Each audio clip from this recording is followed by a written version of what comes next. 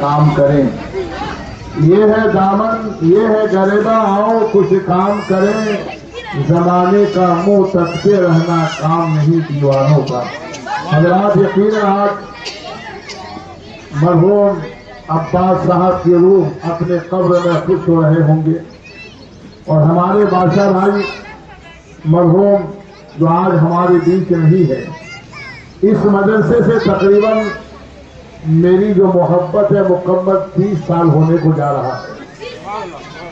اور کئی سال کے بعد جب ہمارے ضیاء میاں کا حضرت ہمارے مدرسے کے اختتامی جلسہ ہے اور مجھے خوشی اس بات سے ہو رہی ہے کہ ہمارے مولانا فیروز صاحب اس علاقے میں الحمدللہ مسلکی اعلیٰ حضرت کے تجویز و ارشاد کے دن علماء کو لے کر یہ کام کرتے ہیں. حضرات آج صرف آپ کو تقریر سننا نہیں ہے بلکہ آپ نے کافی دیر تک بچوں سے تقریر سن چکی اور میری ماں بہنیں بڑے خوش نصیب ہیں آپ لوگ کہ آج مدرسہ غریب نواز کے ذمہ داران جو اسٹیج پر جلوہ فرما ہے میں سب کے نام سے واقف تو نہیں ہوں مگر ہمارے قریشی صاحب کو میں اچھی طرح جانتا ہوں اور ضیاء میاں جو میرے سامنے ہے. آپ کو یقیناً یہ بھی سن کر خوشی ہوگی کہ یہ جب جوانی کی تحریر پر چڑھے تو ان کے والد جناب مرحوم عباس صاحب نے مجھ سے ہی ان کا نکاح بھی پڑھوایا اور ان کا بچہ بھی دیکھ رہا ہوں کہ الحمدللہ. تو آج اس سے اندازہ لگا سکتے کہ حضرت سید احمد کبیر شاہ رحمۃ اللہ تعالی ایک اللہ کے ولی کے دربار میں بیٹھ کر ان بچوں نے جب قرآن کی تعلیم حاصل کرنے کے لیے آیا اللہ اس کے رسول کے پیغام کو سنانے کے لیے آیا تو مدرسے تو آپ کو بہت ملیں گے شیواجی نگر میں. اس سے ایک اچھے پڑھانے والے بھی آپ کو مل سکتے ہیں مگر یاد رکھیے اس بارگاہ میں پڑھنے والا بچہ صرف قاری قرآن نہیں بن رہا ہے قاری قرآن صرف نہیں بن رہا ہے بلکہ اس مدرسے میں پڑھنے والا قاری قرآن بھی بن رہا ہے اور عاشق رسول بھی بن رہا ہے عاشق اولیاء بھی بن رہا ہے. اسی لیے جب اس مدرسے کا بچہ یا بچیاں آپ کے گھروں میں آتے ہیں تو نعت رسول گنگناتے ہوئے نظر آتے ہیں. تو حضرات ورنہ نہیں تو قرآن آپ اٹھا کر کے دیکھیں قرآن نے فرمایا یضل به کثیرا ویہدی به کثیرا. یہی وہ قرآن ہے جس کو پڑھ کر لوگ گمراہ ہو گئے اور یہی وہ قرآن ہے جس کو پڑھ کر لوگ ہدایت پائے. مگر قرآن تو ایک ہے.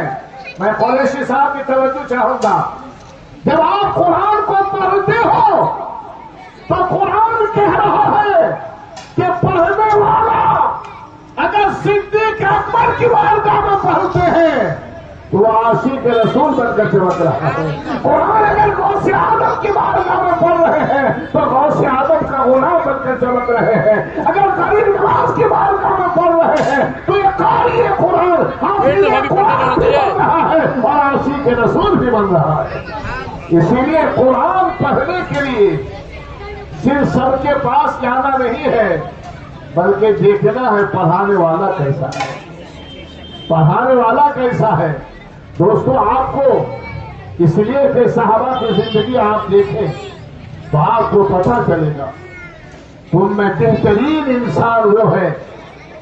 اللہ نے یہ نہیں فرمایا کہ دولت مند ہونا بہترین انسان ہے بڑی بڑی بلڈنگیں بنانا نہیں کہیں پر آپ کو حدیث میں نہیں ہے. کروڑوں روپئے کے آپ مالک ہیں بہترین انسان نہیں. اللہ کے حبیب فرماتے ہیں کہ تم میں بہترین انسان وہ ہے کہ جو قرآن پڑھے اور قرآن پڑھائے.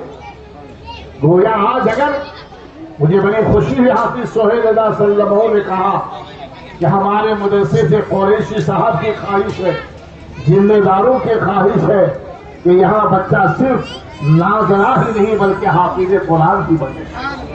یقیناً بڑی خوشی کی بات ہے. حضرات اگر کسی بچے اور بچیوں میں یہ شعور پیدا ہو جائے اگر ایک ایک رکوع روزانہ اگر وہ یاد کر کے سنانے کے لیے تیار ہو جائے تو 3 سال کے عرصے میں وہ بچہ یا بچی حافظ قرآن بن سکتی ہے. مگر آج کے اس ماحول میں کتنی ضرورت ہے علم دین کی. اسلام آپ کو یہ نہیں کہتا کہ کہ تم اپنے بچے کو انجینئر نہ بناؤ، ڈاکٹر نہ بناؤ، اس لیے کہ علم کے بغیر اگر آپ کے پاس علم نہ ہو تو آپ کی زندگی اندھیری ہے۔ علم نور ہے اور جہالت اندھیرا ہے، تو علم ایک ایسی روشنی ہے جو انسان کی زندگی میں انقلاب برپا کرتے ہیں، ورنہ نہیں تو آپ تاریخ اٹھائیے۔ ہمارے اس ملک میں ایک ایسا شخص جو بنام مسلمان علم اتنا سیکھا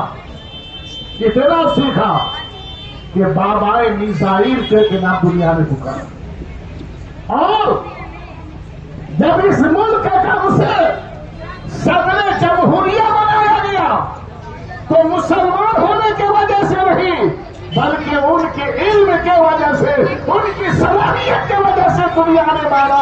اگر علم ہے تو علم کی وجہ سے آدمی دنیا میں کامیاب ہو جاتا ہے، اور علم کے بغیر آج جو جہالت پھیل رہی ہے، لوگ جو غلط فیصلے کر رہے ہیں، کہیں صحابہ کی شان میں گستاخی ہو رہی ہے، کہیں صحابہ کی عظمتوں کو لڑکے، کیا وجہ ہے؟ علم نہ ہونے کی وجہ سے وہ نہ سمجھ سکے، مگر ہمارے بچے مدرسہ غریب نواز کے جنہوں نے بتا دیا کہ صحابہ سے بھی محبت کرو اور نبی سے بھی محبت کرو، ولی سے بھی محبت کرو، علی سے بھی محبت کرو، امام حسن سے بھی محبت کرو، اور حسین سے بھی محبت کرو، اور پردتن پاک سے بھی محبت کرو، اور علی کو بھی مانو اور علی کی بھی مانو، علی کو بھی مانو اور علی کی بھی مانو۔ اور جب یہ بات ہوگی، یہی وجہ تھی کہ ہمارے شیخ بادشاہ بھائی جب تھے الحمدللہ، میں آتا تھا پروگرام کے لیے، شاید آپ ان سے بڑے خوش نصیب ہیں آپ لوگ کہ آج ان کی یادیں تازہ ہو رہی ہے، اور آپ کو بہترین ایسے استاد ملے ہیں کہ جو یہ بچے محنت و لگن کے ساتھ، ان بچوں کو جو تعلیم بھی آپ نے دیکھا، ان میں سے بہت سے بچوں نے کہا، آپ سے اگر پوچھا جائے میری ماں اور بہنیں، آپ بتاؤ پورے قرآن میں کتنی سورتیں ہیں، شاید آپ نہیں بتا پاؤ گے۔ آپ سے پوچھا جائے پورے قرآن میں کتنی آیتیں ہیں، شاید آپ میں سے ہوں گے کوئی بتا دے، مگر آپ کے بچوں نے، آپ کے بچیوں نے جب آپ مدرسہ غریب نواز میں لا کے داخلہ کروائے تو ان حفاظ کرام نے ان کے سینے میں ایسا علم کا شمع روشن کر دیا، بچہ کھڑا ہو کر کے کہہ رہا ہے اور پورے قرآن کے اندر 6666 آیتیں نظر آ رہا ہے۔ آخر کیا وجہ ہے؟ تو اس لیے علم کا ہونا بہت ہی ضروری ہے۔ اگر علم نہیں ہے تو آپ نہ حرام و حلال کی تمیز کر سکتے ہو۔ یہ ضروری نہیں کہ ہر آدمی عالم بنے، مگر اتنا علم سیکھو کہ تاکہ آپ حرام و حلال کی تمیز کر سکیں۔ یا تو علم سیکھو یا عالم بنو یا عالم ربانین کی صحبت میں رہو، مگر تیسرا وہ نہ بنو جو علماء کی غیبت کرنے والا نہ بنو، اس لیے ہلاک ہو جاؤ گے۔ اور جب آپ نے دیکھا کہ یہ بچے جب قرآن کی تعلیم حاصل کرنے کے لیے آئے، اللہ اکبر، میری ماں اور بہنیں آپ سے گزارش ہے، آئیے اسی ہند کی تاریخ میں ایک ایسے برگزیدہ اللہ کے ولی ہیں، سرکار خواجہ قطب الدین بختیار کاکی رحمۃ اللہ تعالی علیہ اپنے استاد کے پاس قرآن پڑھنے کے لیے ماں لے کے گئی ہے۔ ماں نے کہا بیٹا چلو 4 سال 4 مہینہ 10 دن ہو گیا، مدرسے میں داخلہ کرا دو۔ مدرسہ غریب نواز میں لے کر کے آئے، مگر وہ بچہ جب داخلہ لیا تو استاد نے کہا بیٹا جاؤ کل یہ سبق یاد کر کے آؤ۔ مگر اس بچے نے کیا کہا تھا جانتے ہو؟ اللہ اکبر۔ اس بچے نے کہا حضور یہ تو کل یاد کروں گا۔ حضور بڑے سے ساتھ توجہ فرماتے یہ تو میں کل یاد کروں گا، مگر جو یاد کر کے آیا ہوں وہ تو سن لیجیے۔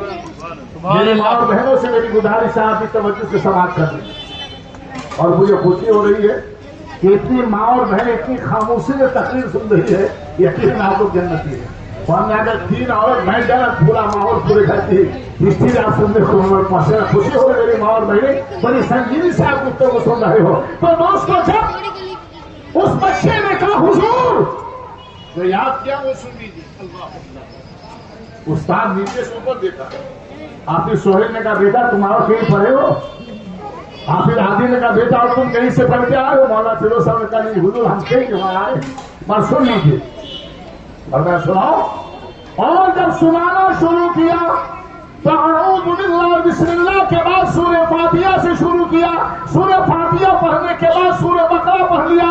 سورہ بقرہ کے بعد سورہ آل عمران پڑھا. سورہ آل عمران کے بعد سورہ نساء پڑھنے لگا. سورہ نساء کے بعد سورہ انعام پڑھنے لگا. سورہ انعام پڑھنے لگے. سورہ مائدہ پڑھنے لگے. سورہ توبہ پڑھنے لگے. یہاں تک کہ پڑھتے چلے جا رہے ہیں 15 پارہ قرآن. جب وہ بچہ زبانی سناتا ہے استاد بچے کو اٹھا کر ان کے قدموں کو بھی سموسہ دیتا ہوا کہتا بیٹا یہ تو بتا کہ تو پڑھنے کے لیے آیا ہے کہ پڑھانے کے لیے آیا ہے؟ تو نے کہاں سے سیکھ کر آیا ہے؟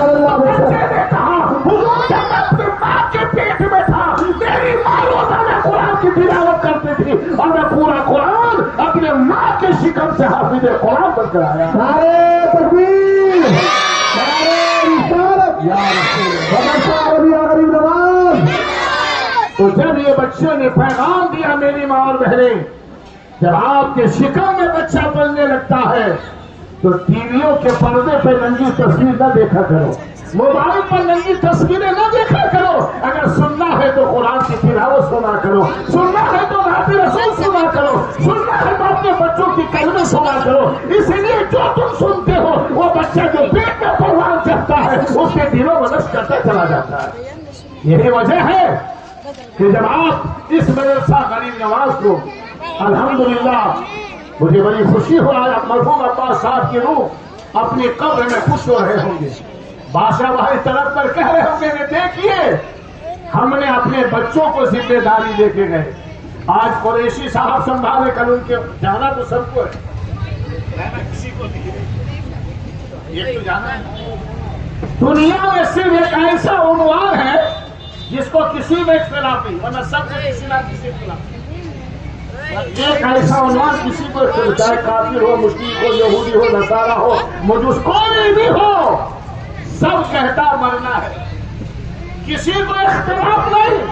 اور جب مرنا ہے تو اے مسلمانوں تم کو قرآن نے کہا کہ تم مت مرو اور اگر مرنا ہے تو ایسا مرو کہ تم عاشق رسول ہو کر مرو. سبحان اللہ سبحان اللہ. مرنا تو ضرور ہے مگر کیسا مرو گے؟